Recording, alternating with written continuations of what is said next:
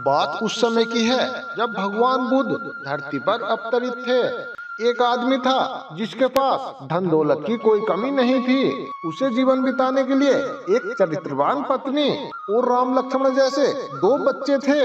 सब कुछ था उसके पास। फिर एक दिन उसके मन में भगवान को पाने की लालसा जगी। उसने सोचा, मैंने बहुत सारा धन कमा लिया है, अब कभी भी धन की कमी तो नहीं आएगी और धन के अलावा मुझे किसी चीज की भी कोई परेशानी नहीं है। बस बचे कुछ जीवन में मुझे ईश्वर के दर्शन करने हैं। उस आदमी ने ईश्वर को खोजने की ठान ली। भगवान को खोजने की शुरुआत उसने मंदिरों और धर्म स्थलों का निर्माण करके की, लेकिन बहुत सारे मंदिर बनवाने के बाद भी उसे ईश्वर के दर्शन नहीं हुए। फिर उसने दान पुण्य करना शुरू कर दिया। उसने अपने खजाने में से बहुत सारा धन दान पुण्य में लगा दिया, लेकिन फिर भी उसे ईश्वर के दर्शन नहीं हुए। उस आदमी ने सोचा कि अब मुझे बड़े धामों की तीर्थ यात्रा करनी चाहिए। उस आदमी ने बहुत सारे तीर्थ स्थलों की यात्रा की और उनके दर्शन भी किए। 20 साल गुजर गए, लेकिन उस आदमी को ईश्वर कहीं भी नहीं मिले। भगवान को पाने की कोशिश करते करते वो इंसान थक गया और हार कर एक दिन वो महात्मा बुद्ध के पास पहुंच गया और कहने लगा, हे बुद्ध, मैं 20 साल से ईश्वर को खोज रहा हूँ और मुझे ईश्वर कहीं भी नहीं मिले। क्या आप मुझे ईश्वर को पाने का कोई मार्ग बता सकते हैं? उस आदमी की बात सुनकर महात्मा बुद्ध उस आदमी से पूछने लगे कि ईश्वर को खोजना कोई बड़ी बात नहीं है, वो तो बड़ी आसानी से मिल जाते हैं। अच्छा, तुम ये बताओ, ईश्वर को खोजने के लिए तुमने क्या क्या किया और ईश्वर को तुमने कहाँ कहाँ खोजा? वो आदमी बुद्ध को सारी बात बता देता है कि मैंने बहुत सारे मंदिरों और धर्म स्थलों का निर्माण कराया, मैंने बहुत सारा दान पुण्य भी किया और कई सारे तीर्थ स्थलों के दर्शन भी किए, फिर भी मुझे ईश्वर के दर्शन नहीं हुए। महात्मा बुद्ध उसकी बातें सुनकर हंस पड़े और कहने लगे, तो ठीक है, अगर तुम्हें ईश्वर के दर्शन करने हैं तो तुम शाम के समय मेरे पास आ जाना, तुम्हें ईश्वर मिल जाएंगे। वो आदमी आश्चर्य में होकर वहाँ से चला गया। वो आदमी सोच रहा था कि बुद्ध मुझे कैसे ईश्वर के दर्शन करा सकते हैं। फिर कुछ देर बाद शाम होने वाली थी और महात्मा बुद्ध शाम होने से पहले कुछ ढूंढ रहे थे। फिर उनके शिष्यों ने आकर पूछा, हे महात्मा बुद्ध, आप क्या ढूंढ रहे हो? महात्मा बुद्ध ने कहा कि मेरे पास एक कीमती मोती था, परंतु वो कीमती मोती खो गया है, मैं उसे ही ढूंढ रहा हूँ। महात्मा बुद्ध की बात सुनकर वो शिष्य भी उस मोती को ढूंढने लगे।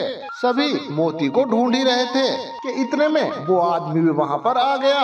उस आदमी ने देखा कि कुटिया के बाहर महात्मा बुद्ध और उसके शिष्य कुछ ढूंढ रहे हैं। उस आदमी ने बुद्ध के पास जाकर पूछा कि हे बुद्ध, आप क्या ढूंढ रहे हैं? फिर महात्मा बुद्ध ने बताया, मेरा कीमती मोती खो गया है, मैं उसे ही ढूंढ रहा हूँ। यह सुनकर वो आदमी भी उस खोए हुए मोती को पूरी लगन से ढूंढने लगा।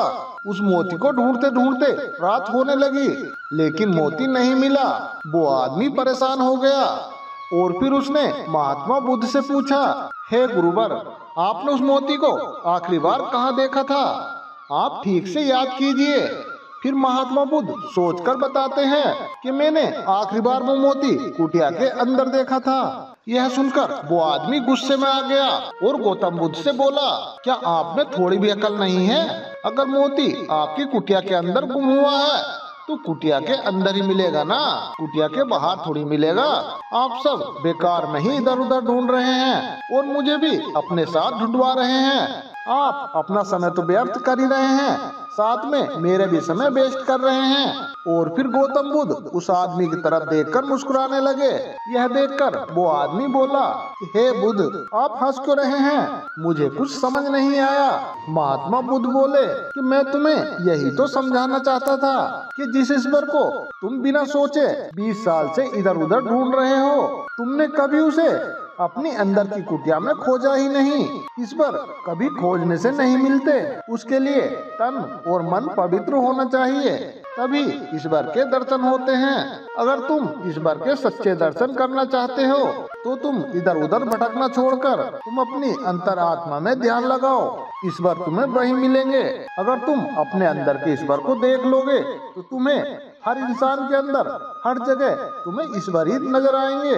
गौतम बुद्ध की यह मधुर वाणी सुनकर उस आदमी को अपनी गलती का एहसास हो गया और बुद्ध के चरणों में गिरकर उनसे माफी मांगने लगा और कहने लगा, हे ईश्वर, मैं तो बेकार नहीं इधर उधर भटक रहा था, वास्तव में तो ईश्वर हमारे अंदर ही होते हैं। तो दोस्तों, अगर गौतम बुद्ध की कहानी आपको अच्छी लगी हो तो कमेंट बॉक्स में बोधाय नमः अवश्य लिखें। वीडियो को लाइक और अपने दोस्तों में शेयर जरूर कर दें। तो मिलते हैं दोस्तों इसी तरह की एक और नई वीडियो के साथ। तब तक आप अपना ध्यान रखिए और हमेशा खुश रहिए।